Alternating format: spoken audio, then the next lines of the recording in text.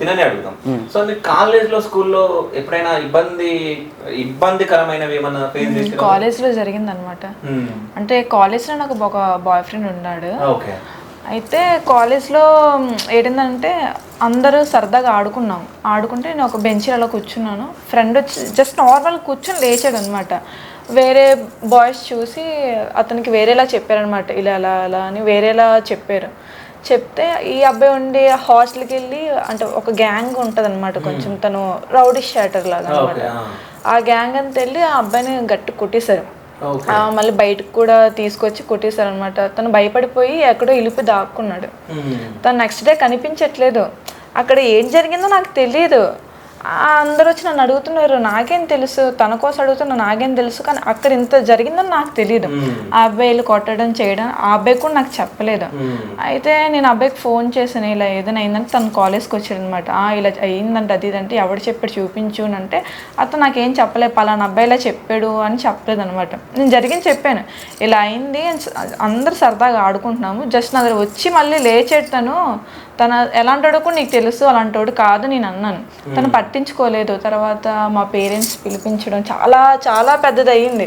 అంటే స్టేషన్ వరకే వెళ్ళే వరకు అయిందనమాట. అక్కడ నాకు సార్ పిలిచారనమాట. పిలిచి అంతా అడిగితే నేను భయపడిపోయి ఏం చెప్పాలి నాకు అర్థం కాదు, నాకు తెలియదు కదా ఏంటైందో. ఆ అబ్బాయి కొట్టడానికి రీజన్ నేను చెప్పాలంటే నాకు ముందు ఆ అబ్బాయి చెప్తాను, ఏం చెప్పలేదు. తర్వాత రూమ్కి వెళ్ళాను, నాకు ఏం చేయాలో అర్థం కాదు. అవతల వాళ్ళు కాల్ చేశారు అనమాట. అబ్బాయి కాల్ చేశాడు. వాళ్ళ తాలూకు వాళ్ళు నాకు ఏమన్నారు అంటే, వాళ్ళు నీకు ఏమైనా అడిగితే మాత్రం నువ్వు చెప్తేనే వాడు వెళ్ళాడని చెప్పు, తను వెళ్ళాడంతే తనకి ఇంకా ఇలా చేసేస్తారు, నీ పేరు వాడు అంటే. నాకు తెలియదు, అంత మెచ్యూరిటీ లేదు నాకు ఆ టైంలో. అప్పుడు సార్కి నేను చెప్పాను, లేదు సార్ నేను చెప్తేనే ఆ అబ్బాయి వెళ్ళాడు అంటే ఆ అబ్బాయిని వదిలేశారు. నన్ను పట్టుకున్నారు. ఇంకా చాలా పరుగు పోయింది. ఇంట్లో వాళ్ళందరినీ పిలిపించారు. ఆ అబ్బాయిని వెతికే అంతవరకు వదలలేదు ఎవరిని. ఆ అబ్బాయి వాళ్ళ అక్కల ఇంట్లో వెళ్ళి దాక్కున్నాడంట. మిగతా సార్స్ వెళ్ళి తీసుకొచ్చారు అతనికి. అప్పుడు బయటికి రాలే, ఇప్పటి వరకు రాలేదు, స్టిల్ అలాగే ఉంది. అయితే ఏంటైంది అనుకున్నారు, నాకు కాలేజ్ నుంచి బయటికి పంపించారు. కాలేజా ఇంకా చెయ్యలే, నేను అలా ఉండిపోయింది. మళ్ళీ వెళ్ళాలన్నా నాకు భయం వేసింది అనమాట. నాకు ఇంకా అలాంటి సిచ్యువేషన్ ఇంకెవ్వరికి అలా రాకూడదు అంటే కొంచెం తెలివిగా ఆలోచించి చెప్పాలి. ఎంత లవ్ అయినా అవతల వాళ్ళు చెప్తే గుడ్డిగా నువ్వు ఎలాగా థింక్ చేయాలి కదా కొంచెమైనా.